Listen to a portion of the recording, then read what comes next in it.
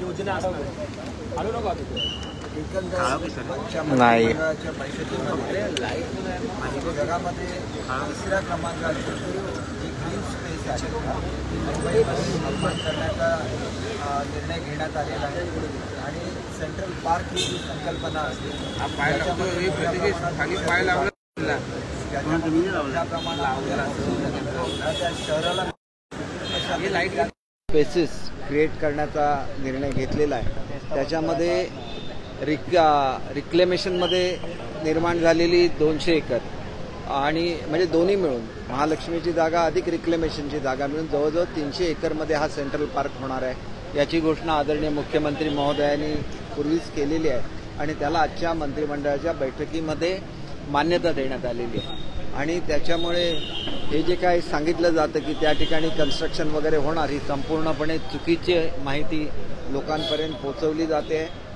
लोकांच्या मनोरंजनाच्या सोयी आणि लोकांना ग्रीन स्पेसेस गार्डन्स याची निर्मिती त्या ठिकाणी होणार आहे आणि हे करायला उरलेली जी जमीन आहे ती रेसकोर्सला त्याची मुदतवाढ द्यायला आज मान्यता दिलेली आहे। अनेक जे महत्त्वाचे निर्णय घेतले ते गोरगरीब लोकांसाठी आहे। अत्यंत महत्त्वाचा निर्णय म्हणजे यंत्रमाग मोठ्या प्रमाणामध्ये महाराष्ट्रामध्ये आहे आणि त्यांना मोठ्या यंत्रमागांना 75 पैसे आणि लहान यंत्रमागांना 1 रुपया अशी सवलत ही जाहीर केलेली आहे आणि त्याच्यामुळे यंत्रमाग उद्योग जो अडचणीमध्ये आलेला होता त्याला दिलासा मिळणार आहे। दुसरी अत्यंत महत्त्वाचा जो निर्णय आहे तो आदिवासींच्या संदर्भातला आहे की आदिवासींची मोठी जनसंख्या ही महाराष्ट्रामध्ये आहेत।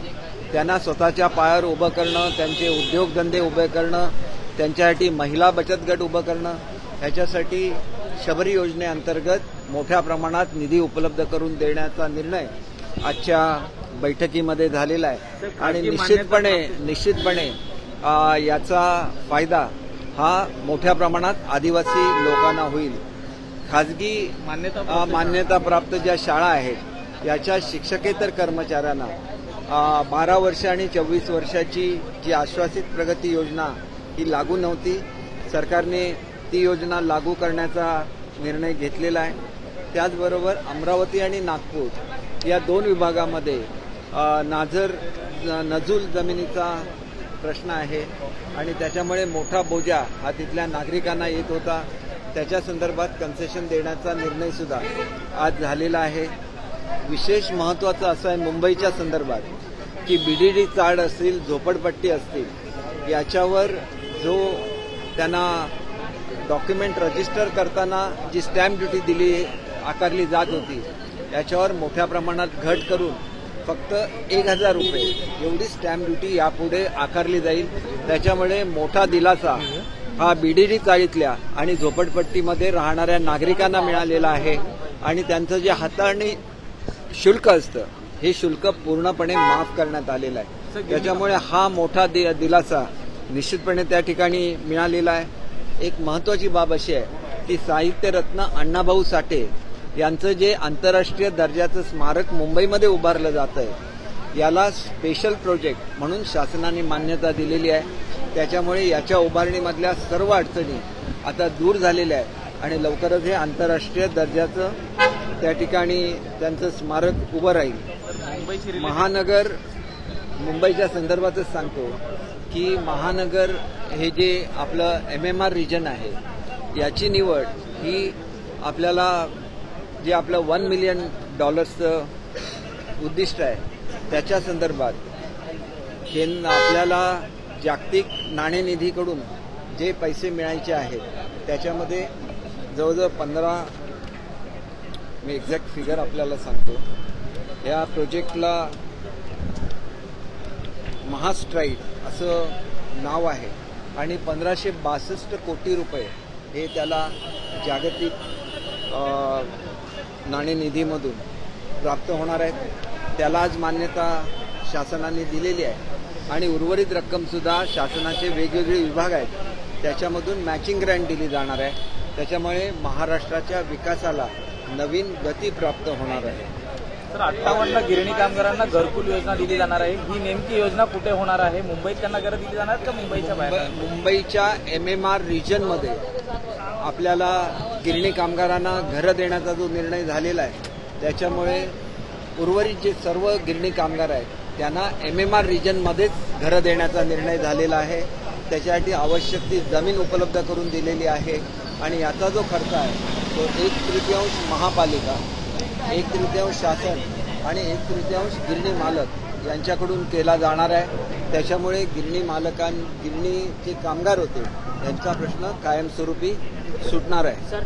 आपल्याला एक प्रश्न दुसरं एक महत्त्वाचं असं आहे की तृतीयपंथीय हे अत्यंत निग्लेक्टेड बाब होती. याच्यावरचं धोरण हे आज शासनाने त्याला मान्यता दिलेली आहे. त्याच्यामुळे या लोकांना निश्चितपणे त्या ठिकाणी दिलासा मिळणार आहे. शासकीय कागदपत्रांवरती यापुढे आता आईचं नाव देखील बंधनकारक राहणार आहे.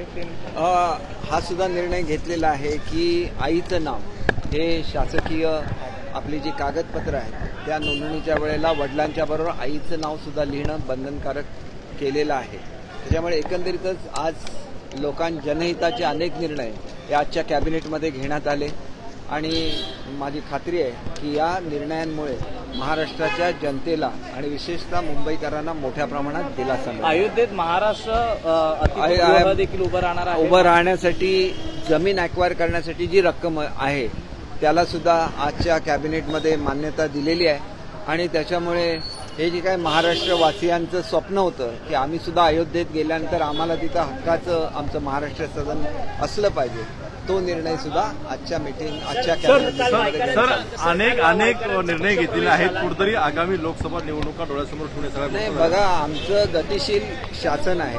आमच्या काळामध्ये किती निर्णय झाले ते काय इलेक्शन जवळ आल्यानंतर निर्णय घेतले पाहिजे असं नाही. तर हे निर्णय आम्ही घेऊ शकलो, लोकांना दिलासा देऊ शकलो. हे काम करणारं सरकार आहे आणि हे आम्ही आजच्या निर्णयामधून मुख्यमंत्र्यांनी GR काढले जातात असं विरोधक म्हणतायत. नाही, GR काढायला प्रत्येक गोष्टीला पैशाची तरतूद करायला लागते. बोलण्याचं काम त्यांच्याकडे दिलेलं आणि काम करण्याचं काम आमच्याकडे आहे. त्याच्यामुळे त्यांनी टोमणे बॉम्ब मारत राहावे, आम्ही मात्र इथं महाराष्ट्राची नवीन उभारणी करत राहावं हे आता महाराष्ट्राच्या सगळ्या जनतेला माहिती झालेलं आहे. त्याच्यामुळे ज्यांना काम करता येत नाही, आज कोस्टल रोडचं उद्घाटन होतं. काय आहे कोस्टल रोड? मुंबई महापालिकेला हा कधी करता येणं शक्य होतं का? जवळजवळ 20 ते 25 वर्ष कोस्टल रोडचा प्रस्ताव आहे आणि ह्या कोस्टल रोडला कुठल्याही प्रकारे पर्यावरण खात्याची संमती मिळत नव्हती. कारण कोस्टल रोडमध्ये तुम्हाला ब्रिज बांधायचं असेल तर परवानगी मिळू शकते, पण ज्यावेळेला रिक्लेमेशन करायचं असतं त्यावेळेला ही परवानगी मिळू शकत नाही. स्वतः फडणवीस साहेबांनी प्रयत्न करून ही परवानगी आणली. आपण MMRDA कडून हा प्रकल्प करूया असा त्यांचा आग्रह होता. म्युन्सिपाल्टीकडून प्रकल्प का केला? 2 केसेस त्या ठिकाणी दाखल झालेल्या आहेत. म्युन्सिपाल्टीला प्रकल्प दिल्यानंतर किती लोकांनी कॉन्ट्रॅक्टरकडून पैसे मागितले, कशा रीतीने त्याच्यामधून स्वतःचं उखळ पांढरं करण्याचा प्रयत्न केला आणि त्याच्यामुळे हा प्रकल्प रेंगाळलेला होता. आदरणीय शिंदेसाहेब ज्यावेळेला मुख्यमंत्री झाले त्यांनी या सगळ्या अडथळ्या दूर केल्या. हे जे पैसे खाणारी लोक होती त्यांना बाहेर फेकून दिलं आणि हा प्रकल्प वेगाने पूर्ण करून घेतला. हा जनतेचा प्रकल्प आहे. केवळ आम्हाला प्रकल्प पाहिजे आणि त्याच्यामधून खोके मिळवायचे आणि म्हणून हे खोके काढणारे कोण होते हे आता जनतेच्या लक्षात येईल की स्वतःला खोके पाहिजेत. म्हणून एवढा जनतेचा मोठा प्रकल्प ज्यांनी सातत्याने अडवून दाखवण्याचा प्रयत्न केला त्यांना चोख उत्तर मिळालेला. आम्ही हा प्रकल्प पूर्ण करून दाखवलेला आहे आणि जे लोक अशा प्रकारचं वाईट कृत्य करत होते त्यांना एका अर्थाने हा इशारा आहे की याच्या पुढे मुंबईकडे दुभती गाय म्हणून बघता येणार नाही. हे मुंबईकरांच्या हक्काचे पैसे आहेत आणि ते मुंबईकरांच्या हितासाठीच खर्च केले जातील याची मी यांनी म्हटलेलं आहे की काही झालं तरी